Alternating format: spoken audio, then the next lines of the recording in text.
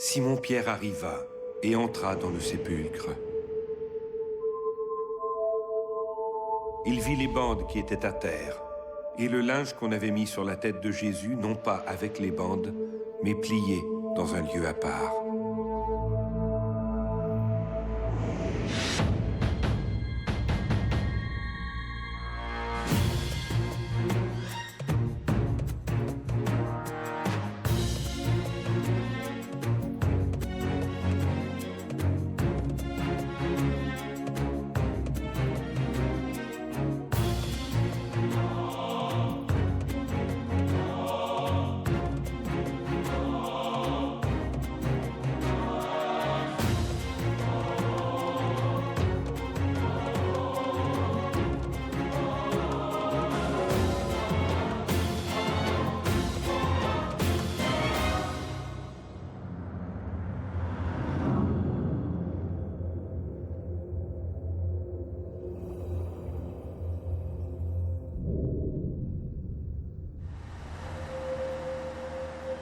On dit que les progrès de la génétique sont si rapides qu'il sera bientôt possible de cloner des organismes biologiques complexes, et ce, à partir d'une seule cellule sanguine.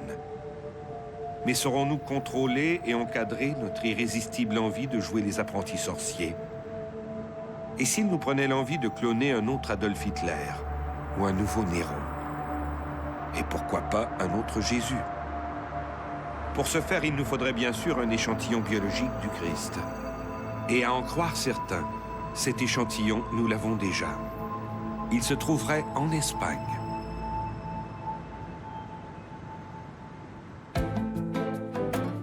En sillonnant les routes d'Espagne du sud vers le nord, on ne peut qu'être frappé par le caractère particulier du pays, un mélange d'influences romaines et arabes, héritage de son passé. L'architecture et la décoration espagnole empruntent à divers styles intégrés si parfaitement qu'il devient difficile de les discerner. Conquise par les Arabes en 711, l'Espagne sera musulmane pendant 3 siècles. Les Visigoths chrétiens qui l'occupaient jusque-là ont fui vers le nord du pays devant la montée de l'islam. Mais eux, d'où venaient-ils? Alors d'abord les Visigoths, ce sont les Goths de l'Ouest. Les Goths, ce sont des tribus germaniques qui sont parties de Scandinavie et qui se sont retrouvés sur les rives du Danube, très à l'est, ce qui leur a permis de se frotter pendant plusieurs décennies, même peut-être des siècles, avec la civilisation romaine.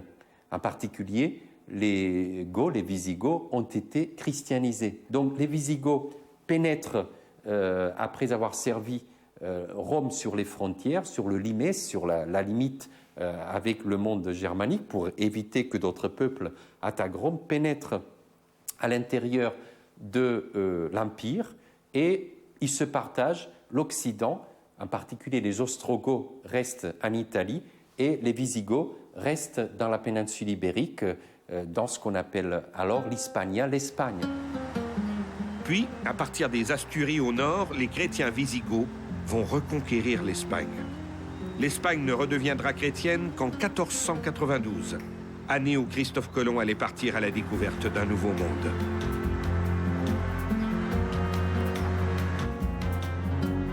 Plus au nord, les routes d'Espagne me conduisent vers les régions demeurées chrétiennes à la fin de l'Empire romain, ayant résisté à l'avancée musulmane.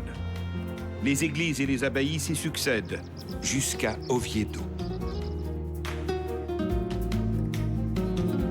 La ville d'Oviedo se situe donc dans le nord de l'Espagne, dans la province des Asturies. Fondée au 8e siècle sur une colline que les Romains de l'Antiquité appelaient Ovetao, son agglomération compte aujourd'hui quelques 220 000 habitants.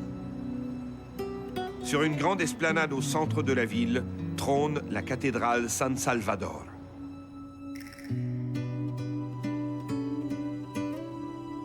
Construite dès le début de la conquête musulmane, la cathédrale d'Oviedo est désignée sous le vocable Sancta Ovetensis, titre qui fait référence à la qualité et à la quantité des reliques qu'elle contient, dont un petit voile énigmatique, le Sudarion. Plusieurs modifications se sont succédées depuis le premier édifice de 757. La cathédrale que l'on admire aujourd'hui est caractéristique du style gothique flamboyant. Faute de financement durant sa construction, la cathédrale ne possède qu'une seule tour. Cette tour unique est cependant la plus importante d'Europe. En pénétrant à l'intérieur de la cathédrale, tout comme des milliers de fidèles qui la visitent, je n'ai pu m'empêcher d'être émerveillé par l'architecture et la décoration incroyables. Mais surtout, par la présentation de tant de reliques richement préservées dans des reliquaires chargés d'histoire.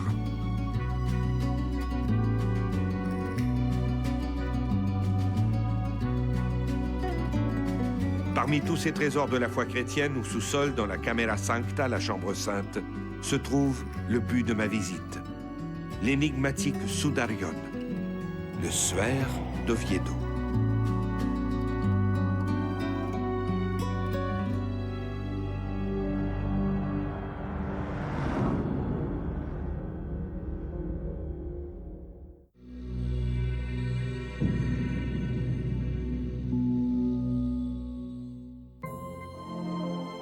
Alors, le Sudarion d'Oviedo est un linge en lin mesurant 84 cm sur 53 cm et qui est conservé dans la ville d'Oviedo, qui est une petite ville du nord de l'Espagne, située pas très loin de Saint-Jacques-de-Compostelle. Le voile d'Oviedo est ce linge qui aurait été retrouvé dans le sépulcre, plié dans un lieu à part, pour reprendre la description des évangiles. Il est couvert de plusieurs taches ensanglantées et rappelle une autre relique tout aussi énigmatique, le suaire de Turin. La relique originale est soigneusement conservée dans un coffre loin du regard des fidèles. Néanmoins, une copie du voile est offerte à la contemplation.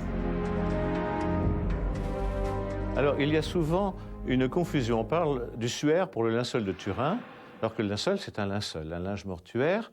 Et le suaire existe. Il est mentionné dans Saint Jean, passage de la résurrection.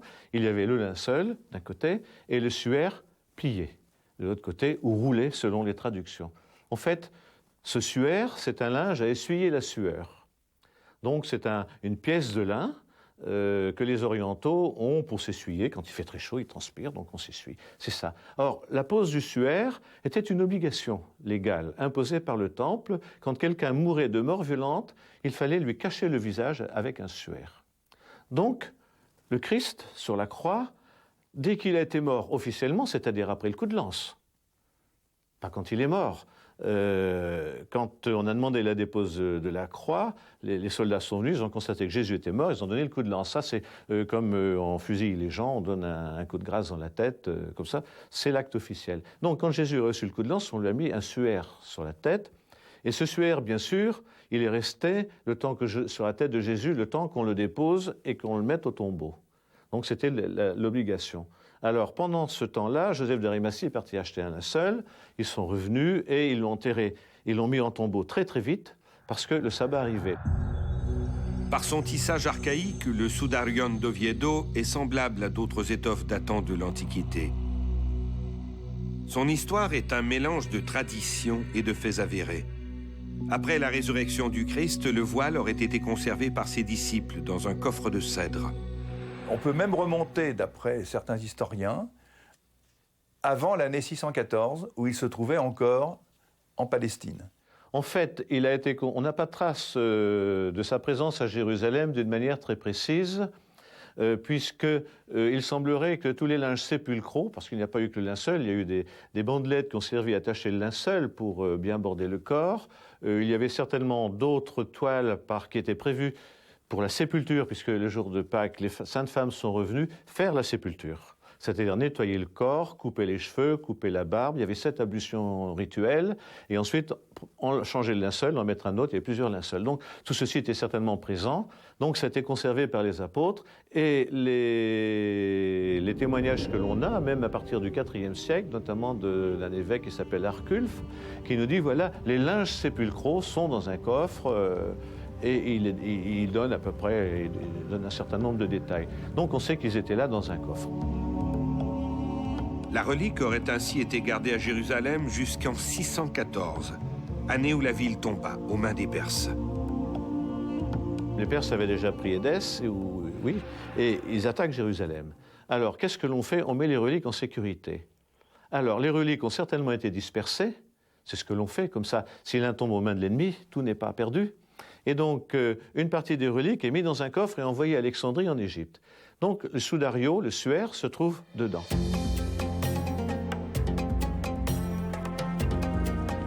On raconte qu'un prêtre nommé Philippe aurait réussi à s'enfuir en emportant le coffre à Alexandrie, en Égypte.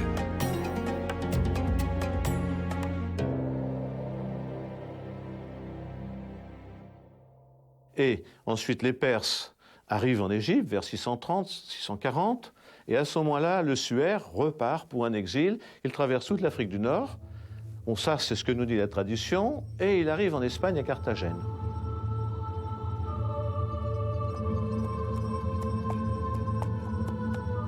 À Carthagène, sur la côte orientale, le coffre fut accueilli par l'évêque d'Essira, Saint Fulgence. Alors à partir de là, nous avons les éléments historiques. Il arrive vers 640 à Carthagène, il est reçu par l'évêque Saint Fulgence, on a les traces, donc il est gardé dans le sud de l'Espagne. Un peu avant l'an 718, un nouveau coffre en chêne fut réalisé pour remplacer l'original devenu fragile. Ce nouvel écrin fut probablement fabriqué en vue d'un nouvel exode du Sudarion vers le nord de l'Espagne. À cette époque, sous la pression de l'invasion arabe du sud de la péninsule ibérique, les Wisigoths émigrèrent vers le nord du pays, en emportant avec eux leurs précieuses reliques. Pendant ce temps-là, les musulmans envahissent l'Afrique du Nord, envahissent le sud de l'Espagne. Le suaire est évacué devant cette menace musulmane ou sarrasine, est évacué jusque dans le nord de l'Espagne, dans les Asturies à Oviedo, où il arrive là-bas en 812. Le roi Alphonse II fit édifier dans la cathédrale une crypte spéciale, la Camara Santa, la chambre sainte.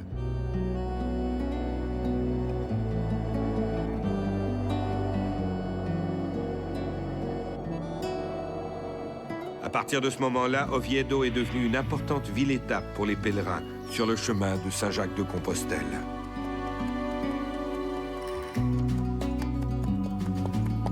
Donc, il est reconnu en tant que suaire du Christ.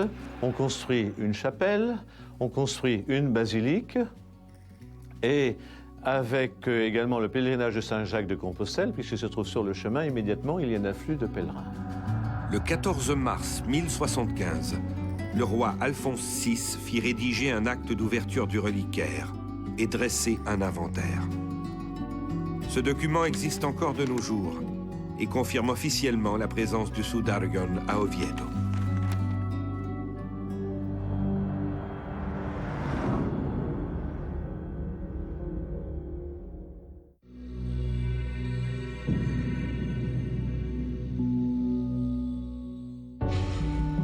Aujourd'hui, le Sudarion est considéré comme la plus importante relique d'Espagne.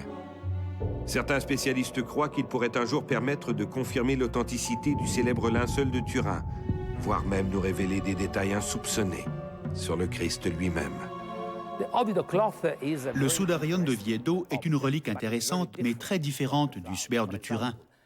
Par exemple, le suaire d'Oviedo est beaucoup plus petit que le suaire de Turin, qui fait 4 mètres de long sur 1 mètre de large environ. Sur le suaire d'Oviedo, il y a beaucoup de traces de sang, mais aucune image n'est visible.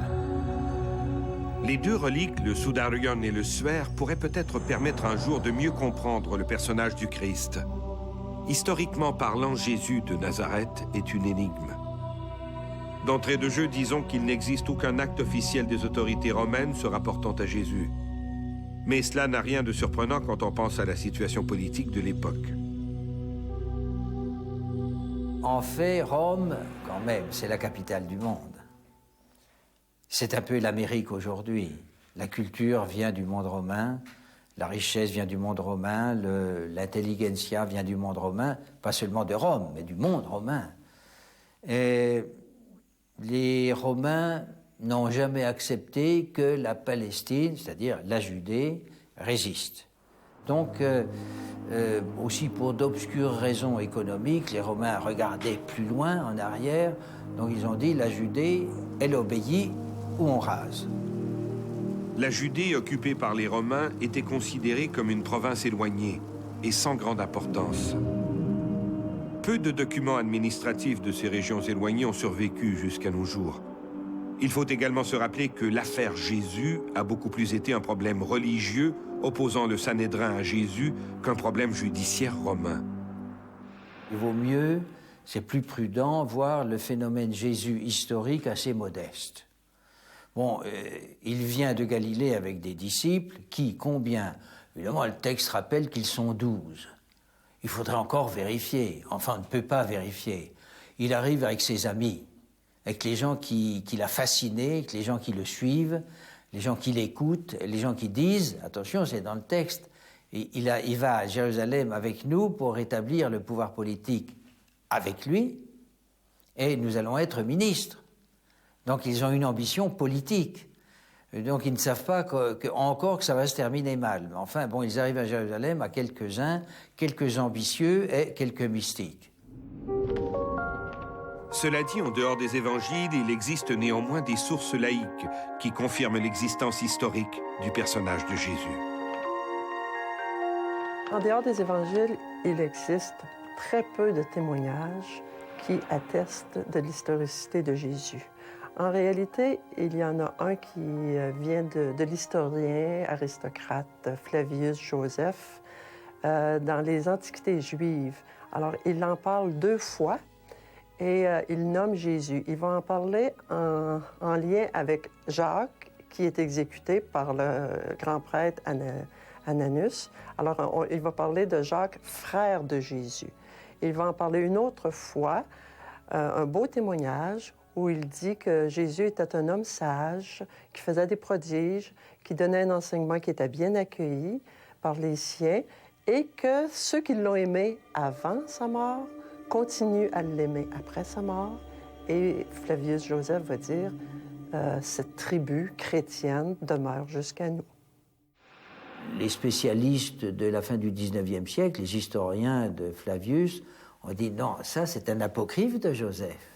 Ça a été rajouté par des chrétiens qui voulaient enfoncer le coin du côté de l'historicité. Ils voulaient un texte. Alors ici, même dans la maison, vous avez des gens très très savants qui défendent l'historicité du paragraphe Jésus dans Joseph. Moi, je crois qu'on n'a pas besoin. Un autre document important, dans une lettre écrite aux alentours de l'an 112, l'écrivain et homme politique romain Pline le Jeune mentionne les activités d'une secte religieuse dont les membres ont fait le serment de ne jamais voler, de ne jamais mentir et de ne jamais être adultères. Vers 110-112, on retrouve Pline le Jeune, un gouverneur, qui écrit à l'empereur Trajan pour lui rendre compte de la façon dont il traite les chrétiens qui se disent de Christ également. Et un troisième témoignage, Tacite, les annales de Tacite vont parler, va évoquer l'incendie de Rome sous Néron, et puis il va parler de ces gens méprisables qui ont été accusés par Néron d'avoir mis le feu, puis il va parler des supplices qu'il leur a fait subir, et il va dire, ça c'est intéressant parce qu'il va dire que ce personnage-là a été exécuté sous Ponce Pilate en Judée, à Jérusalem. Alors, donc, pour ces auteurs romains, il y a pas on ne met pas en doute l'existence de Jésus. De leur vivant, les auteurs de ces textes, Flavius Joseph, Pline le Jeune et Tacite, ont eu la possibilité de rencontrer des gens qui avaient personnellement connu Jésus, ou à tout le moins les fils ou les filles de ceux-ci. Mais pour les historiens, la meilleure preuve de l'existence de Jésus ne réside pas dans ces documents, mais dans l'histoire elle-même. Après la crucifixion de Jésus, toute la Palestine a été bouleversée par l'expansion rapide du christianisme. Pour les experts, cette situation ne s'explique que par une amorce historique, laquelle amorce ne peut être que le ministère et la crucifixion de Jésus. Dans le 1er siècle qui a suivi les événements ont fait tant de bruit, se sont répandus si rapidement qu'on peut quand même difficilement dire que ça repose sur rien. Il y a certainement un Jésus quelque part. Évidemment, les évangiles décrivent le ministère de Jésus. Mais à quel moment les évangiles ont-ils été écrits? Et par qui? Le Nouveau Testament a-t-il une valeur historique? Ou ne s'agit-il que du récit d'un mythe religieux?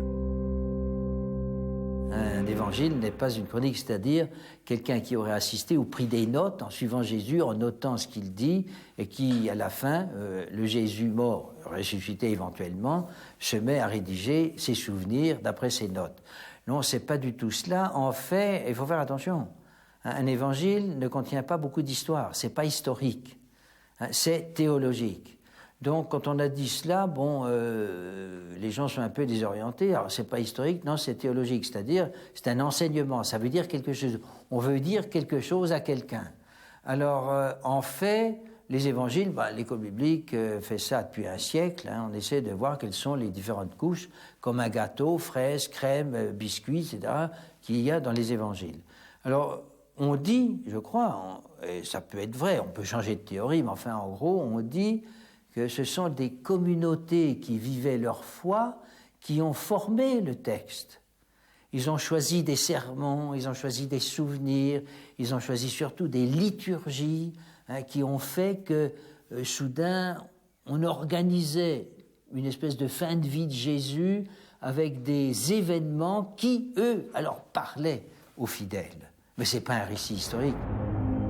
Cela dit, nul doute que les textes ont été rédigés sur la trame d'événements factuels, dont plusieurs ont été confirmés par l'archéologie récente, telle la découverte du tombeau de Caïphe, grand prêtre du Sanhédrin et principal accusateur de Jésus.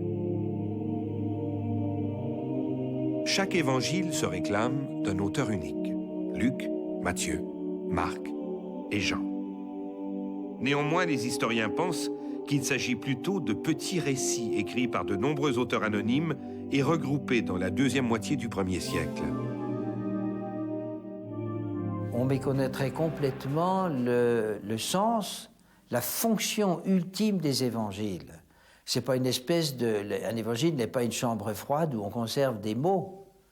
Un évangile est vivant. Vous avez des évangiles, 4 pour l'Église d'aujourd'hui, mais vous avez eu plusieurs évangiles. Vous avez l'évangile de Judas, qui a fait parler de lui d'ailleurs.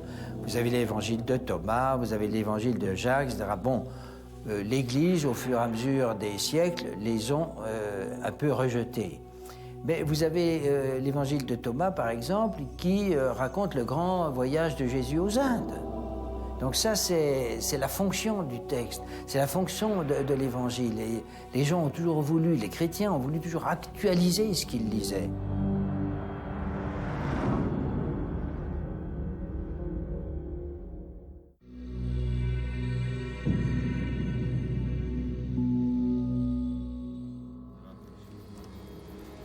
L'évangile de Marc est aujourd'hui considéré comme le plus ancien. Il est traditionnellement attribué à Marc ou à Jean-Marc, qui aurait été le confident de l'apôtre Simon-Pierre. À partir du début, il y a des enseignements, des recueils de paraboles, de miracles de Jésus, et le rédacteur d'un évangile va regrouper cela, et le premier, c'est Marc. Il aurait été écrit entre les années 66 et 70, durant la Première Guerre juive. Matthieu et Luc vont utiliser l'évangile de Marc. Ils vont l'utiliser presque au complet, plus une autre source, une source qu'on appelle le document Q, qui est inconnu de Marc. Donc, ce sont des rédacteurs qui vont mettre en forme un texte final, mais qui s'inspirent de traditions déjà existantes. Ils ne créent pas de toutes pièces. L'évangile de Jean, considéré comme le plus énigmatique des 4, est associé à l'apôtre Jean, une filiation que les historiens croient vraisemblable. Dans cette perspective, il serait le seul des évangiles à avoir été écrit par un disciple ayant connu directement Jésus. Ces textes qui forment les évangiles dits canoniques, c'est-à-dire officiellement reconnus et acceptés par l'Église, ont été adoptés dans leur forme actuelle en l'an 367. Mais ils ne sont pas les seuls textes religieux à évoquer la vie de Jésus. Parallèlement aux évangiles canoniques, vont apparaître des évangiles dits apocryphes. Pas seulement des évangiles, des actes de Pilate, les actes de Paul. Donc, des écrits dits apocryphes. Il faut faire bien attention. On utilise beaucoup, on se réfère beaucoup à ces récits-là aujourd'hui comme des récits mystérieux. C'est vrai qu'apocryphe signifie secret, caché, mais c'est par opposition aux écrits qui ont été retenus dans le canon des Écritures.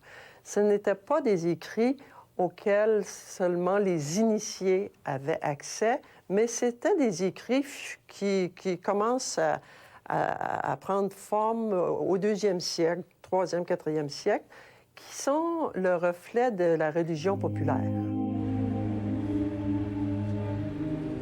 Ces écrits, même les plus controversés, ne sont pas condamnés par l'Église. Au contraire, le Vatican reconnaît l'authenticité de plusieurs d'entre eux. De façon générale, en tenant compte des évangiles et des textes laïques, que savons-nous exactement de Jésus? Peu de choses, en définitive. En l'absence de toute description des traits de Jésus, beaucoup de chrétiens de l'Antiquité tardive et du Moyen Âge se sont tournés vers les reliques pour se représenter le Christ. Et dans certains cas, ces reliques ont donné réponse à leur quête.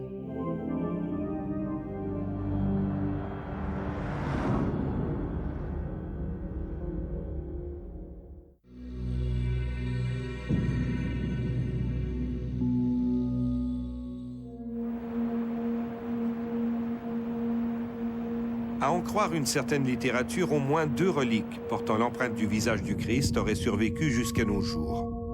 La plus célèbre demeure le linceul de Turin en Italie. Le suaire de Turin est une pièce de tissu de lin de 4,36 m de longueur sur 1,10 m de large, qui est conservée depuis 1578 dans la ville de Turin elle-même, dans la cathédrale. Et selon la tradition, il s'agirait du linceul de Jésus de Nazareth. On aperçoit une image en négatif d'un homme qui est barbu, chevelu, et qui a subi le martyre de Jésus tel qu'il est décrit dans les évangiles. L'autre relique portant l'image du Christ est beaucoup plus mystérieuse et méconnue. Il s'agit du voile de Véronique. À en croire la tradition chrétienne, Jésus serait tombé à 3 reprises sur le chemin du Golgotha. C'est après sa première chute qu'une femme, Bérénice, aurait essuyé son visage couvert de sueur et de sang. Résultat, le visage du Christ s'y serait imprimé de façon miraculeuse. On parle alors d'une Bérénice et non d'une Véronique. Le visage sur le voile de Véronique, vénéré à Rome, est bien sûr une peinture. Cependant, ce portrait peint ressemble trait pour trait au visage de l'homme que l'on retrouve sur le suaire de Turin. Quand on superpose les 2 images, et c'est la même chose pour d'autres icônes anciennes retrouvées au Sinaï et ailleurs, il y a de très nombreux points de concordance entre les 2 images. En fait, le prénom de Véronique se serait imposé au fil des siècles, dérivant des mots veram icon, ce qui veut dire image véritable. Nous possédons une description écrite par Monseigneur Duval, faite il y a plus de 100 ans. Monseigneur Duval a eu l'opportunité d'observer en détail le voile de Véronique. Il a noté qu'il ne reste plus sur le voile original que des taches sombres encore visibles. Cette observation a été confirmée lors d'une conférence faite par Monseigneur Hubbard, à laquelle j'ai assisté il y a près de 30 ans. Cela ne signifie pas que l'image était aussi imprécise à l'origine. Dans le passé, le voile ressemblait aux nombreuses reproductions peintes au Moyen-Âge. Mais le visage sur le voile a toujours été foncé, presque noir. Ce n'est pas une caractéristique inhabituelle, puisque nous retrouvons cet attrait pour les visages peints en noir sur de nombreuses icônes anciennes. Jusqu'au VIe siècle, l'histoire du voile de Véronique reste nimbée de mystères. Tantôt à Rome, tantôt en Palestine, les pérégrinations de la Sainte Image sont difficiles à suivre. Le premier document écrit que nous avons retracé mentionnant le voile de Véronique a été écrit par un moine au XIe siècle. Ce manuscrit relate que le pape Jean VII, un grec, a ordonné en 705 la construction d'un oratoire, d'une chapelle portant le nom de Véronique à l'intérieur de la basilique Saint-Pierre. Dans cette chapelle, le manuscrit mentionne que le voile de Véronique y demeura conservé, jusqu'à ce que l'ancienne basilique Saint-Pierre fut remplacée par la construction de la nouvelle basilique. Il est écrit que durant la construction, le voile portant la sainte image du Christ fut transféré dans l'un des 4 piliers soutenant la grande coupole de la nouvelle basilique. Ce pilier fut nommé pilier Sainte-Véronique. En 1608, la vieille basilique Saint-Pierre est démolie pour permettre l'érection de la nouvelle basilique. Dans l'inventaire des reliques réalisé à cette occasion, le Veronica est mentionné. Le registre le décrit comme un voile portant l'image du Christ. Pour les pèlerins, le voile de Véronique était l'attraction principale de la basilique. Ce voile est même devenu le but des pèlerinages à Rome.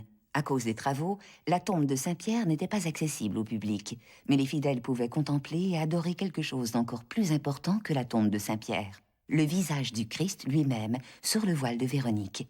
Tous les croyants qui se rendaient à Rome se procuraient en guise de souvenir une médaille frappée de la représentation du voile de Véronique. Ils fixaient la médaille sur leur bâton de pèlerin ou la cousaient sur le bandeau qu'ils portaient au front. Ainsi, ces pieux fidèles pouvaient affirmer avoir vu la lumière véritable, le saint visage du Christ, que les autres ne pourront contempler qu'au paradis le jour de leur mort. On sait qu'au XVIIe siècle, au moment de la réfection de la basilique Saint-Pierre, de nombreuses copies du Veronica ont été réalisées. On prétend que l'original serait aujourd'hui conservé dans une niche secrète à l'intérieur du pilier de Sainte-Véronique, l'un des 4 piliers qui soutiennent le dôme de la basilique.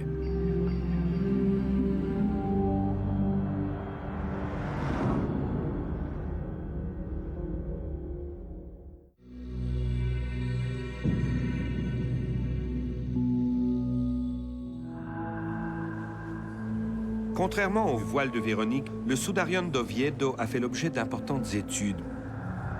Par son tissage archaïque, le Sudarion d'Oviedo est semblable à d'autres étoffes datant de l'Antiquité.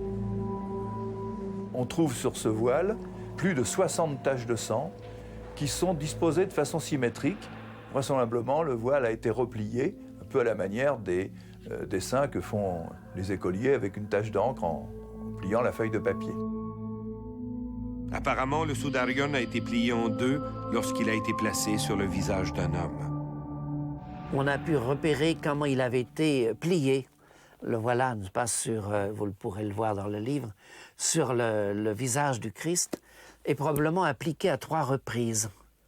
La première fois, probablement, même avant le déclouement de la croix, puisque d'après la loi juive, on doit recouvrir le visage de quelqu'un dès qu'il est défiguré ou ensanglanté. Donc il est probable que c'était un des premiers gestes de piété faits. Le sabbat, c'est à 7h03.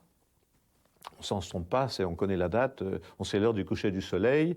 Au coucher du soleil, le sabbat commence une demi-heure après, c'est-à-dire quand les étoiles de première grandeur apparaissent et les temples sonnent des trompes pour indiquer le sabbat, c'est maintenant. Donc il s'était pressé, mort à 3h l'après-midi, le suaire mive, mettons, vers 4h, le temps de l'achat du linceul, mis en tombeau à 19h environ, ou un petit peu avant.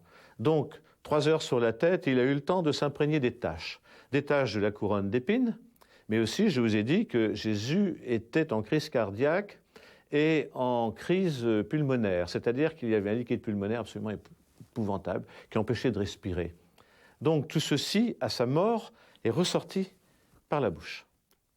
Par la bouche et surtout par le nez, puisque la langue faisait un peu obstruction. Il avait la langue très gonflée. Ce qui est extraordinaire, c'est qu'on voit même très nettement que l'on a essayé à 3 reprises d'arrêter le sang coulant par les narines. Il y a dû y avoir beaucoup de sang coulé par les narines. Parce qu'à ce moment-là, on a exercé une pression avec les doigts, et alors l'écoulement s'est arrêté. Si vous voulez, quand le sang coule, il a tendance assez vite à l'air libre à sécher. Donc il forme un cerne. Or, on a 3 cernes successifs, pas, correspondant à 3 écoulements qui ont dû se faire et que chaque fois on a essayé d'arrêter. Lorsque survient l'asphyxie d'un crucifié, on sait que du liquide pleural s'épanche dans les poumons. On retrouve toutes ces traces de sang de la couronne d'épines et ce linge s'est imprégné de taches et à chaque fois que le corps a été manipulé, il s'est de nouveau imprégné de taches. Il contient des taches qui se sont surexposées en vagues après un certain temps de séchage. Donc on sait que c'est un sang, c'est un liquide pleural, donc il provient des poumons, mélangé à du sang dans une proportion de 1 à 6. Et évidemment, donc il n'y a que des taches dessus. Et il a toujours été reconnu comme étant le suaire du Christ qui était posé sur sa tête. Et alors, ce qui est extraordinaire, c'est qu'avec des systèmes très compliqués, ça, je pourrais vous montrer ça dans les livres, une tête en cristal avec des canaux intérieurs correspondant à la circulation sanguine, façon à voir comment les écoulements ont pu se faire selon les différentes positions de la tête. Et il y a du sang qui a dû couler avant la mort du Christ même, donc on a dû récupérer aussitôt après sa mort, et puis alors du sang qui a coulé post-mortem, après sa mort. Alors les caractéristiques à l'analyse ne sont pas les mêmes. Pour ce qui a trait au sang lui-même, un chercheur attaché à l'école de médecine de Madrid a établi de manière certaine qu'il s'agissait d'un type AB, le même que celui des échantillons de sang prélevés sur le linceul de Turin. D'autres analyses scientifiques ont également été effectuées plus récemment sur cet objet. Le groupe sanguin a été défini, il s'agit du groupe sanguin AB, et je crois qu'il n'est pas inutile de rappeler que c'est le même groupe sanguin qui a été trouvé sur le suaire de Turin, ainsi que sur une autre relique qui se trouve près de Paris à Argenteuil, la fameuse tunique d'Argenteuil. Une autre étude, en tenant compte cette fois de la forme des taches et de leur position, a fait ressortir les caractères sémites de l'homme dont le visage a été en contact avec le soudarion. Dans la foulée, les chercheurs ont superposé les taches du soudarion au visage de l'homme du linceul de Turin. Dans la dernière décennie, des recherches ont été entreprises. Ces recherches se poursuivent plus particulièrement par un groupe de chercheurs de l'Université de Turin, dont je fais partie. Ces chercheurs se sont intéressés à recréer un modèle informatique à 3 dimensions, basé sur tous les paramètres géométriques et les caractéristiques des tissus des reliques, dans le but de comparer les traces de sang retrouvées sur le suaire d'Oviedo et celui de Turin, et ce, afin de comparer les différences et les similitudes. C'est un travail très complexe, car on doit tenir compte des mouvements dynamiques de ces reliques lors de la crucifixion. Le résultat a été surprenant.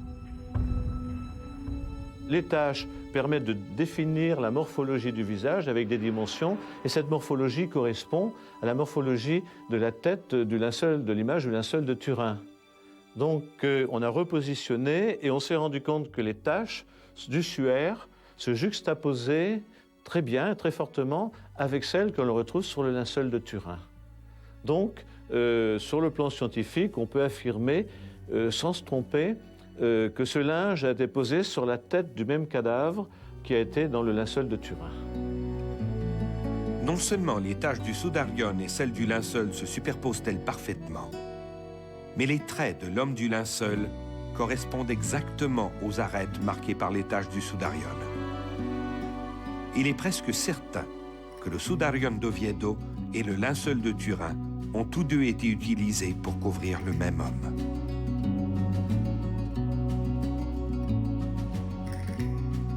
Les chercheurs ont aussi été autorisés à prélever sur la surface du soudarion des poussières et des pollens.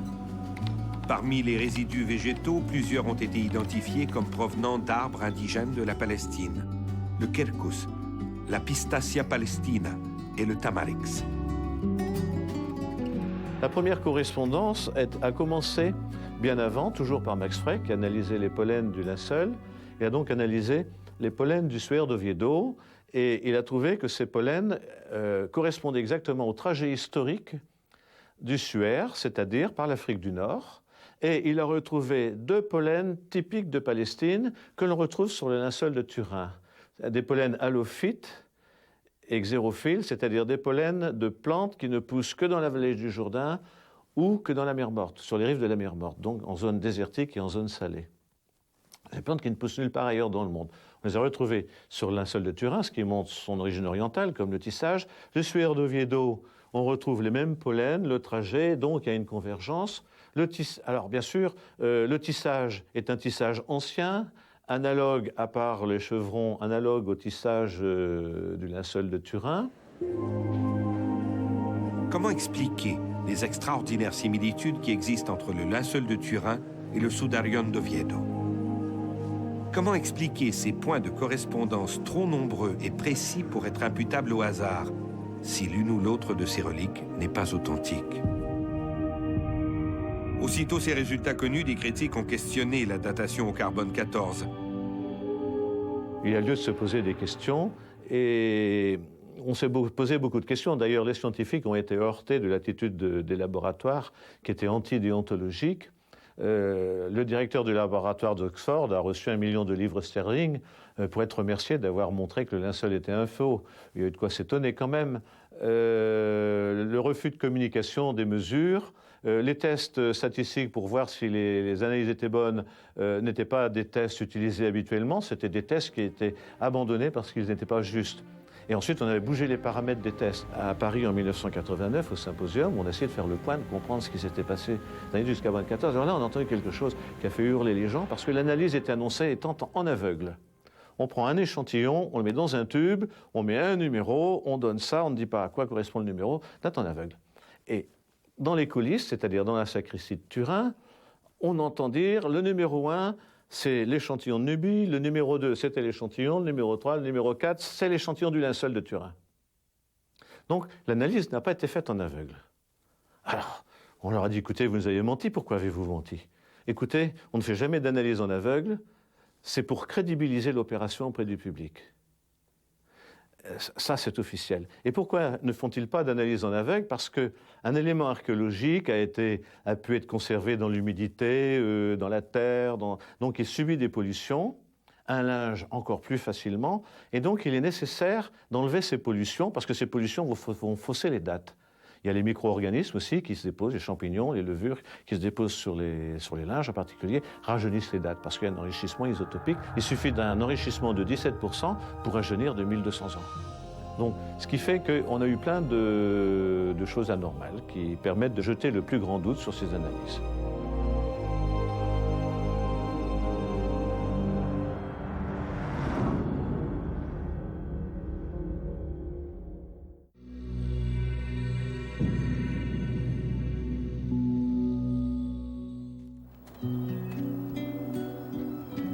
La présence de sang sur certaines reliques de la Passion, comme sur le Sudarion d'Oviedo ou le linceul de Turin, a amené plusieurs auteurs à spéculer sur un projet de cloner le Christ. À partir d'échantillons fragmentaires, pourra-t-on vraiment redonner vie à Jésus de Nazareth? S'il s'agit bien entendu de son sang. L'idée est à la fois enivrante et inquiétante. Imaginons un instant une véritable copie carbone de Jésus, identique tant sur le plan physique que psychologique. Que penserait-il de nous? Il y a fort à parier qu'il serait déçu. Déçu par ces mondes perpétuellement en guerre, toujours prêts à faire sauter la planète pour quelques barils de pétrole ou pour assurer leur hégémonie sur leurs voisins. Déçu par l'iniquité de la distribution des richesses mondiales, et surtout déçu par ces sociétés plus soucieuses du prix de l'essence à la pompe que de ces dizaines de milliers d'enfants qui meurent chaque jour de malnutrition. Nous devons nous faire à l'idée que nous ne savons pas tout. Nous avons beaucoup à apprendre. Nous devons chercher des indices sur le sens de nos vies, sur l'importance de l'apprentissage de l'amour et sur le sens de la souffrance personnelle aussi, et même sur le phénomène du rejet. Nous devons réapprendre les vertus du silence. L'homme du suaire est un homme silencieux et en paix. Nous devons apprendre à nous arrêter, à tenir compte de la réalité, à être responsables de nos frères et de nos sœurs, même dans la souffrance, comme d'autres réussissent à le faire. Les plus grands sont ceux et celles qui ont servi les autres malgré leur souffrance. Dans les grandes histoires d'amour, la souffrance n'est-elle pas toujours nécessaire pour accomplir l'amour idéal? Pourrions-nous cloner la pensée du Fils de Dieu, nous qui l'avons déjà crucifié? Il faut croire que 2000 ans n'ont pas suffi pour comprendre son message d'amour et de compassion.